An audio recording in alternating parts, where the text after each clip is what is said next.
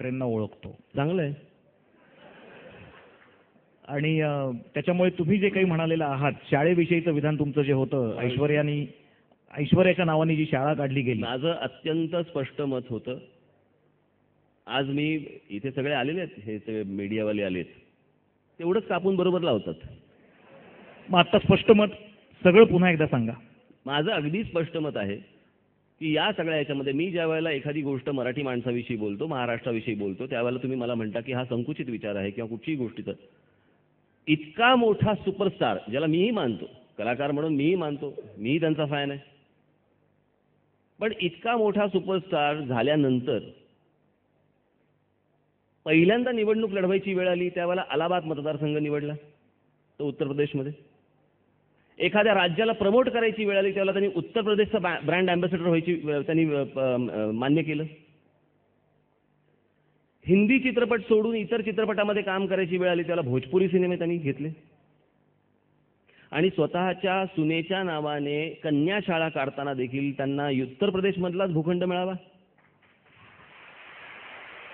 का? महाराष्ट्रात कन्या नाहीत का? आणि अमिताभ बच्चन यांना या देशाने सुपरस्टार केलेलं आहे, उत्तर प्रदेशने केलेलं नाही. तुम्ही राहिलात इकडे, सगळं काही केलं तिकडे, तुम्हाला मुंबई महाराष्ट्रामध्ये काहीच करावं असं वाटत नाही? एवढं माझं फक्त म्हणणं होतं. आणि माझं फक्त एवढंच म्हणणं आहे की इतक्या मोठ्या कलाकाराला इतक्या वर्षानंतर देखील जर स्वतःच्या राज्याबद्दल जर प्रेम आणि आपुलकी असेल तर राज ठाकरे हा खूप छोटा माणूस आहे. त्याला जर स्वतःच्या राज्याबद्दल आणि माणसांबद्दल प्रेम असेल तर काय चुकलं? राजी, एक आपल्याला प्रश्न विचारायचा आहे की हा प्रश्न फक्त महाराष्ट्रामध्ये उत्तर प्रदेश किंवा बिहारमधनं आलेल्या माणसांपुरताच मर्यादित नाहीये. अनेक इतर प्रांतांमधनं माणसं, मारवाडी येतात, गुजराती येतात, पण तुम्ही प्रत्येक राज्यांमध्ये बघा, ते जिकडे जिकडे जातील तिकडची भाषा शिकतात, तिकडचा व्यवसाय करतात. आज मुंबईमध्ये देखील अनेक मिल्स उभ्या राहिल्या. या मिल्स उभ्या राहिल्यानंतर त्याचे जे कोणी शेठ होते ते मारवाडी गुजराती असे होते, पण तिकडे काम करणारा मराठी माणूस होता. आज परिस्थिती उलटी होत चालली आहे. आज अनेक जण येत आहेत आणि येताना माणसं घेऊन येत आहेत. म्हणजे हा साधा प्रश्न आहे. बरं, मी एकटा बोलतोय का ही गोष्ट? आसाममध्ये झालं, वरती दिल्लीमध्ये शीला कौल बोलल्या, त्यांनी त्यावेळेला स्पष्टपणे सांगितलं की उत्तर प्रदेश आणि बिहारच्या लोकांमुळे आम्हाला त्रास होतोय. नंतर वरून आला दट्ट्या, त्याच्यामुळे त्यांनी ते स्टेटमेंट घेतलं मागे, पण तो बोलल्या तरी. प्रश्न असा आहे की या सगळ्या ह्याच्यामध्ये इतर सर्व राज्यांना या गोष्टींचा त्रास होतोय, हा त्या उत्तर प्रदेश आणि बिहारच्या लोकांनी, म्हणजे तिकडच्या राज्यकर्त्यांनी विचार नको करायला या गोष्टींचा? आपली झाली की पाठवतायत, झाली की पाठवतायत. कुठेतरी ह्याला थांबवलं पाहिजे. बरं, इथे होत आहेत ना, पण पॉलिटिकल पार्टीजने सुद्धा वोट पॉकेट्स म्हणून या सगळ्या गोष्टी होऊ दिल्या इतके वर्ष, म्हणून हे लोंढे इतके वर्ष वाढले असं आपल्याला वाटतं. बिलकुल. हे सगळं जे काही चिखल झालंय ना, हा फक्त मतांच्या लाचारीसाठी झालेला चिखल आहे, दुसरं तिसरं काही नाही.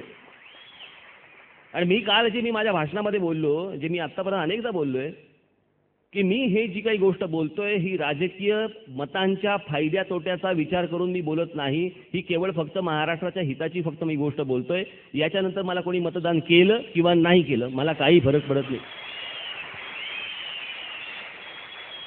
राज्य, काल किंवा आज 2 दिवसामध्ये या तुमच्या विधानांच्या वादळाचा महाराष्ट्रामध्ये जो काही प्रतिसाद, पडसाद उमटलेला आहे, नाशिकमधल्या एका थिएटरमध्ये भोजपुरी सिनेमाची रीळ काढून जाळली गेली, किंवा मुंबईमध्ये सुद्धा काही इतर गोष्टी 2-3 घडल्या की ज्यामुळे तिथले टॅक्सी चालक, रिक्षा चालक यांना विरोध झाला.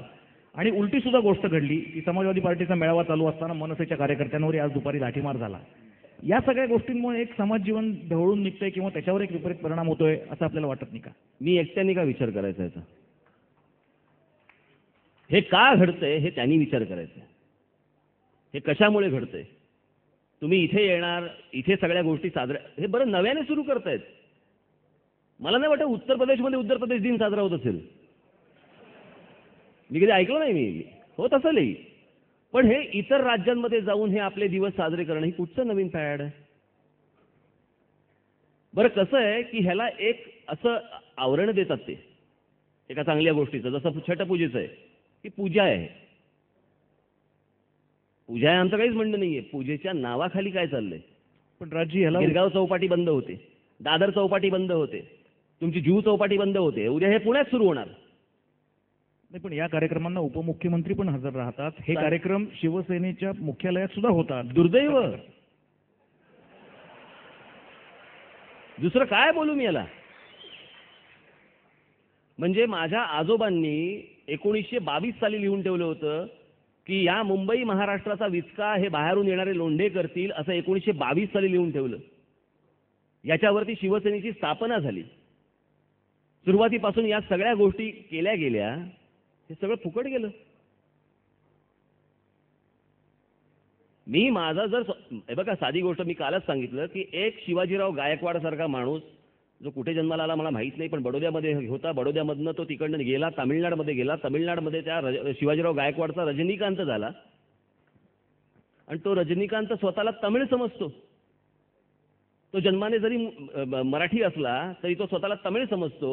इथे आलेल्या माणसांकडनं माझी जर ही समजा अपेक्षा असेल की त्यांनी स्वतःला पहिल्यांदा मराठी समजावं, माझी काय चूक आहे?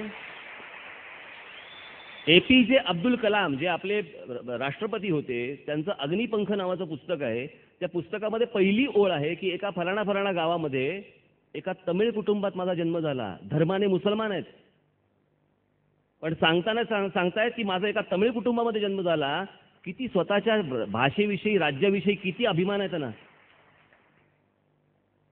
नाही, पण राजी याला सगळ्या गोष्टीला एक घटनात्मक चौकट किंवा संविधान नावाच्या प्रकारांनी जर विचार करायचा झाला, आम्हीच करायचा का? आयडेंटिटी कार्ड देणं एवढा एकच मार्ग उरतो. दुसरा काय मार्ग तुम्ही सुचवाल? नाही, प्रश्न असा आहे या सगळ्या ह्याच्यामध्ये, स्थानिक मराठी बेरोजगारांना, स्थानिक भूमिपुत्रांना ज्या दिवशी इथे नोकऱ्या लागायला सुरुवात होतील त्या दिवशी हे येतील आणि करतील काय? ज्या दिवशी हे फुटपाथ साफ व्हायला सुरुवात होतील, ज्या दिवशी महाराष्ट्र सरकारच्या, केंद्र सरकारच्या, कॉर्पोरेशनच्या जागा ज्या वेळेला रिकाम्या होतील आणि ह्यांना खेळण्यासाठी तिकडे मैदानं मिळतील, त्यावेळेला झोपड्या बांधतील कुठे? जसा एक मेसेज येतो ना इथे की बाबा रे इकडे या, इथे आहे मजा, कुठेही राहू शकता, काही करू शकता, झोपू शकता, काही कामं, तसा एक उलटा मेसेज जाणं आवश्यक आहे की बाबा आता इथे जाऊन काही उपयोग नाही, इथे आपण आता जाऊ शकत नाही. आणि संविधान काय फक्त आम्हालाच शिकवणार काय सगळेजण? तुम्ही तामिळनाडूमध्ये जा, तुम्ही आंध्र प्रदेशमध्ये जा, तुम्ही कर्नाटकामध्ये जा, तुम्ही केरळामध्ये जा, तुम्ही गुजरातमध्ये जा, चालून देतात का? त्यांच्या त्यांच्या भाषेतल्या दुकानावरच्या पाट्या सोडून इतर पाट्या लागतात का? हे बघा, तुम्हाला एक गोष्ट सांगतो, जिकडे जमीन भुसभुशीत असते ना तिकडेच घुशी होतात. आणि माझा प्रयत्न चाललाय खडक बनवायचा की आतमध्ये काहीच होऊ शकत नाही. मला एक सांगा, मुंबईमध्ये मराठीचा टक्का कमी होणं याच्याकरता फक्त परप्रांतीयांचे लोंढे एवढं एकच कारण आपल्याला दिसतं का? अजून काही कारण आहेत? हे एकच टक्का तेवढाच आहे हो, बाकीचे वाढले. म्हणजे मराठी टक्का कमीच झाला ना तुलनेमध्ये? हो, म्हणजे लोंढ्यांमुळेच ना. प्रश्न असा आहे की समजा 5 लाख लोक होते आणि 2 लाख लोक इतर होते, ते 2 लाखाचे 20 लाख झाले, 5 लाख तिकडेच आहेत. आणि या सगळ्या गोष्टींमुळे एकूणच नागरी सुविधांवरती होणारा त्याचा परिणाम, याचा कोणी विचार नाही करत.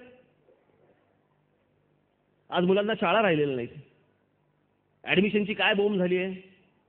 म्हणजे वर्षानुवर्ष इथे राहणाऱ्या लोकांचा, जे स्वतः टॅक्स भरतायत प्रत्येक गोष्टीचा, त्यांना चांगले रस्ते मिळत नाहीत, त्यांना चांगल्या शाळा मिळत नाहीत, त्यांना चांगल्या बागा मिळत नाहीत, त्यांना चांगली मैदानं मिळत नाहीत, त्यांना चांगली हॉस्पिटल्स मिळत नाहीत.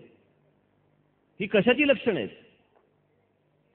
म्हणजे आज मुंबईसारख्या शहराला पाणी पुरवठा करणारी, आज पुण्याला तसा प्रश्न नाही आहे, परंतु मुंबईसारख्या ठिकाणी पाणी पुरवठा करणारी जी पाईपलाईन आहे, त्या पाईपलाईनवरती 40,000 झोपड्या आहेत. पाईपलाईनवर नाही बाबांनो, हा हसण्यासारखा मुद्दा नाही. मुंबईमध्ये आज बघा, म्हणजे आपण तुमचं भाग्य समजलं पाहिजे आणि ते होऊ नये अशी ईश्वरचरणी माझी प्रार्थना. जे मुंबईमध्ये आज बॉम्बस्फोटापासून सगळ्या गोष्टी ज्या घडत आहेत, उद्या जर या पाईपलाईनवरती जर काही झालं, मूळ मुंबईकर कुठून पाणी पिलो? उद्या पुण्यामध्ये समजा ही गोष्ट झाली, कुठून पाणी प्याल? अहो, हे जे बाहेरून आलेत ना, ते आपल्या गावाला परत निघून जातील पाणी येईपर्यंत.